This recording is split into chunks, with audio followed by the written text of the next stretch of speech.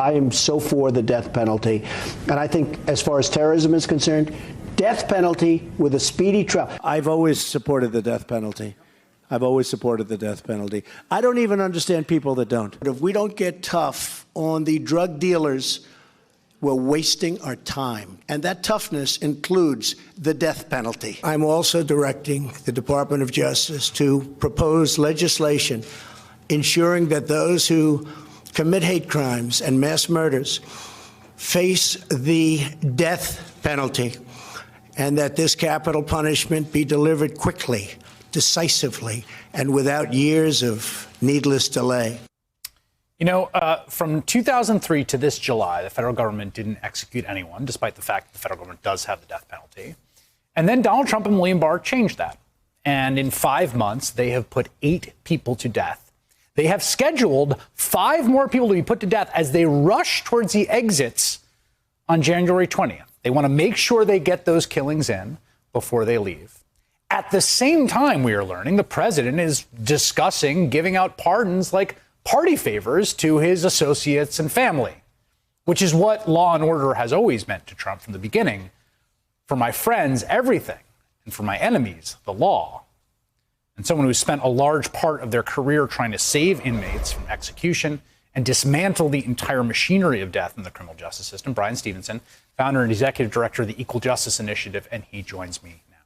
Bryan, can you give us a little background on the federal government's use of the death penalty? What changed under Donald Trump?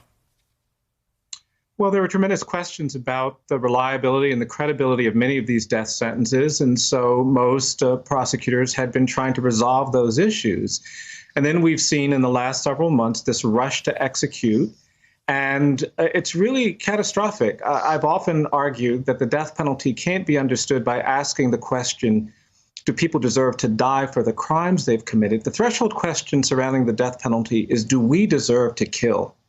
Does our system, do our decision makers have the integrity, the credibility, the fairness needed to exercise this extraordinary power? The American people have given the United States government the power to kill. It's the most extraordinary power a government official has, and they expect that power to be exercised reliably, fairly. And what we've seen is a really dramatic example of reckless political use of this power in a way that is unprecedented in American history. These executions are being expedited on a schedule for political points. And I just have to say that I don't think I've seen more dramatic evidence about why the death penalty should be abolished. I'm hoping that the Biden administration will help Congress get to abolition, because we've now seen that our Justice Department and our government can't be trusted with something this extraordinary when it's going to be used as recklessly as we're seeing it being used today. Yeah, there's two, to me, really troubling things. I mean, I don't believe we should have the death penalty. I strongly oppose it, personally, morally, politically. But even that aside, the idea that starting in July of an election year, you wind this up as clearly a kind of re-election year gambit, that as a show of force, and that people's lives, that the execution of prisoners would be part of that. And then after you are defeated in a lame duck where we expect like suspect pardons, right, and you're unshackled from democratic accountability, to then rush towards the exits to make sure that these people get pulled into the chamber and killed in a kind of race against January 20th seems particularly egregious. Has that happened before? Like, we've seen pardons out the door. Have we ever seen anything like this? No. I mean, it's interesting. We have about 54 people on death row, 60 people on death row under the federal government. There are almost 3,000 people on death row across the states. The United States is going to end up executing more people than the rest of the country combined. And it is very definitely a rush to execute. And I just think this country is losing so much credibility. The integrity of our justice system is being compromised in ways that are so fundamentally tragic that you can't get credibility back quickly. You can't get legitimacy back quickly. This Department of Justice and the president have actually authorized new methods of execution. They're actually trying to get rules adopted that would allow the United States to execute people by firing squads, and even more shamefully, would allow this country in 2020 to replicate the method of execution that the Nazis used to kill millions of Jewish people in World War II. They want to put people in gas chambers and suffocate them.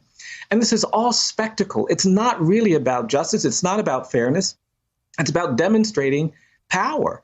And it's tragic because there are these really important questions that we have to be answering before we execute people. The last person executed, Orlando Hall, was a black man. He was convicted by an all-white jury. He argued to the United States Supreme Court that his conviction and sentence were compromised by illegal racial discrimination in jury selection.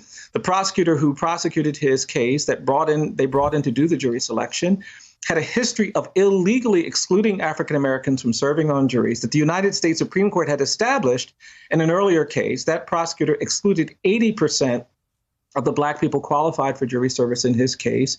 A study was presented, data was presented that in this country, prosecutors are 6 times more likely to seek the death penalty under the federal system for black defendants. And it's worth emphasizing, Chris, that 95% of the prosecutors in America are white. And so these data become really significant. Right.